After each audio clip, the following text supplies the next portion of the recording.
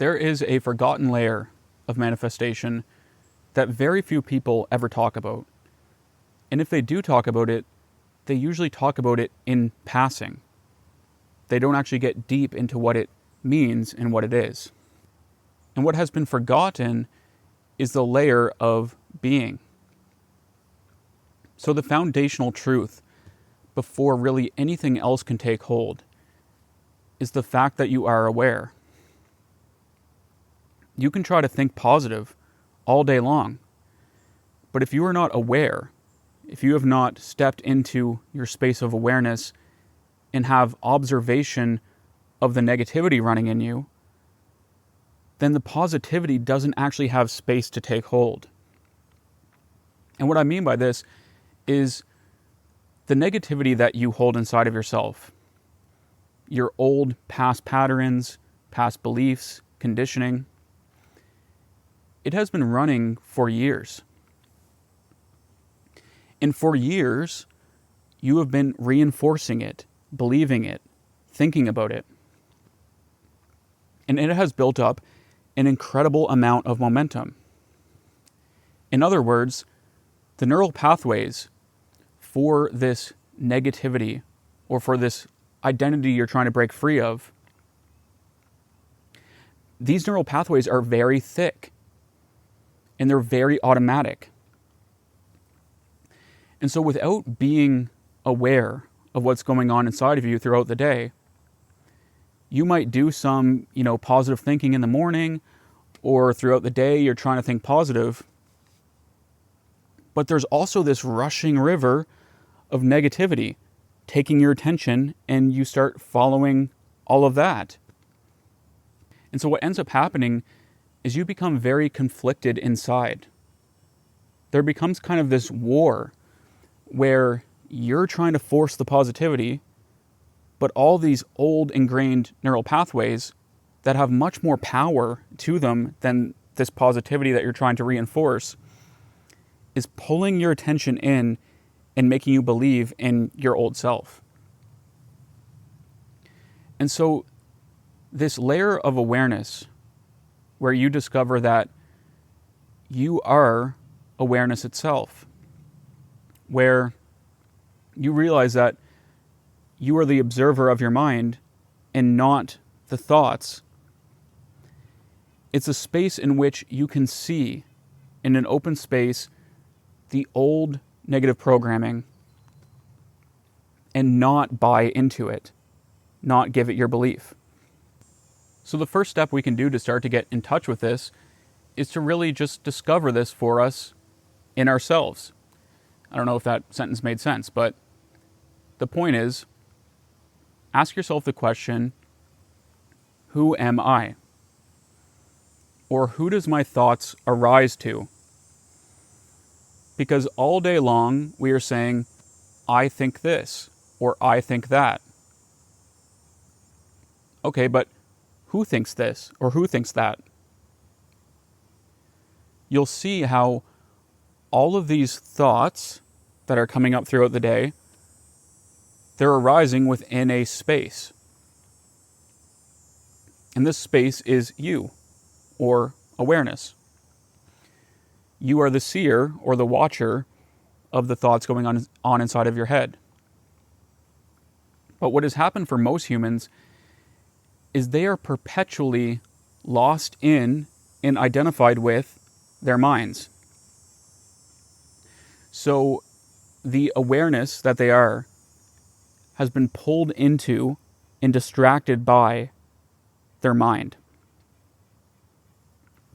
And they spend almost all day thinking about stuff, right? They're always lost in the cognitive layer while forgetting the layer of being.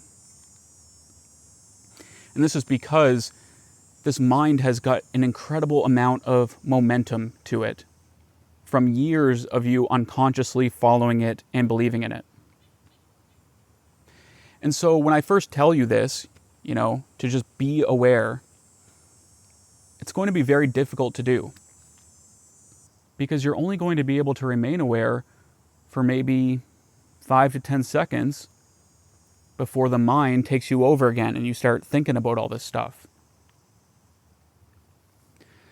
So really, it's a commitment. It's a daily commitment to remain conscious, to watch what your mind is doing throughout the day, and to stay in touch with this space of being, or this awareness that you are. And it's not really something you can discover through information alone, because you actually have to experience it experientially in your life.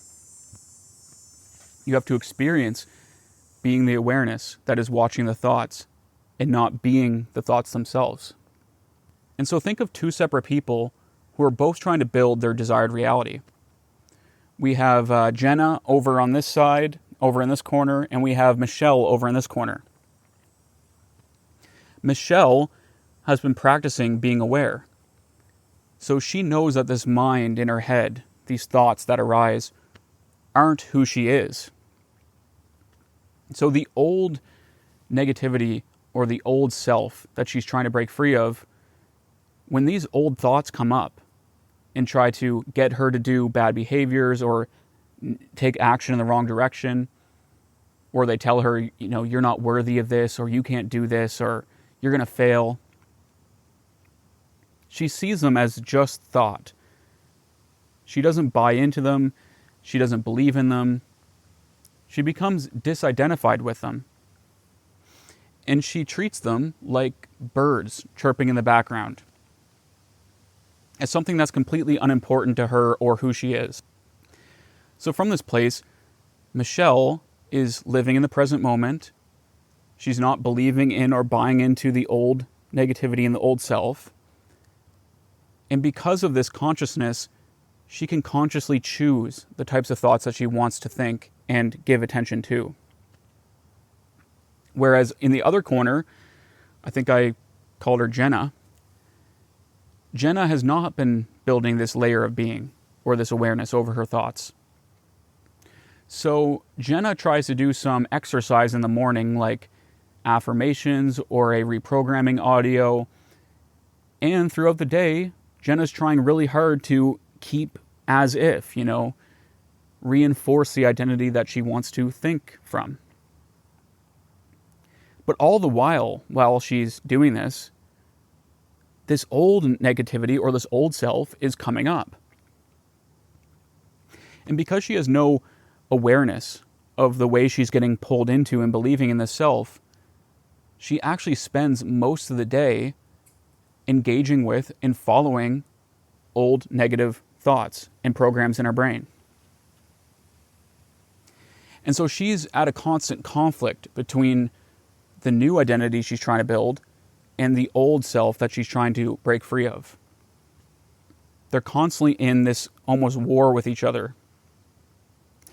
And so she's not actually making that much progress because the negative stuff from her past that she's been reinforcing up until this point is not being starved through the observation of it. And the new way she wants to think is not having space to take root, because unconsciously she's getting dragged back into her old ways of being and her old ways of thinking. And this mind of yours, it's very, very tricky. And it's very convincing at making it believe that it's you and who you are. And so it's very normal to get pulled back into old ways of thinking that we're trying to let go of. And this is just a normal part of the process of waking up out of this mind and getting more and more connected with this awareness. But really, in the beginning of starting to become aware, it's more kind of like an effort, if you will. You're making a conscious effort to be aware. You're actively observing your thoughts. You're actively observing your inner space and your emotions. And you're actively seeing the way the negativity tries to lure you in and pull you into its grasp. But over time, it stops being an effort. It starts as being who you actually are. And what I mean by this is you are already aware. You don't need to do awareness or find awareness, you are already aware right now, or else you couldn't watch this video. But like I said, this awareness is so distracted by the mind and so pulled in and lured into this little mind that in the beginning it really takes this almost like separation where you're pulling yourself out of the mind and watching it. But over time, you start to just be able to let go of giving attention to this mind. And you start to naturally rest back as this open space. And you realize that, like I said, you don't need to do it. You don't need to do awareness because you are it. And over time, this awareness becomes more and more open and obvious. And you get less and less blindly pulled into your mind and your thoughts. You can start to use your mind like a tool to get what you want, rather than you being pulled around like a puppet on a string by your mind.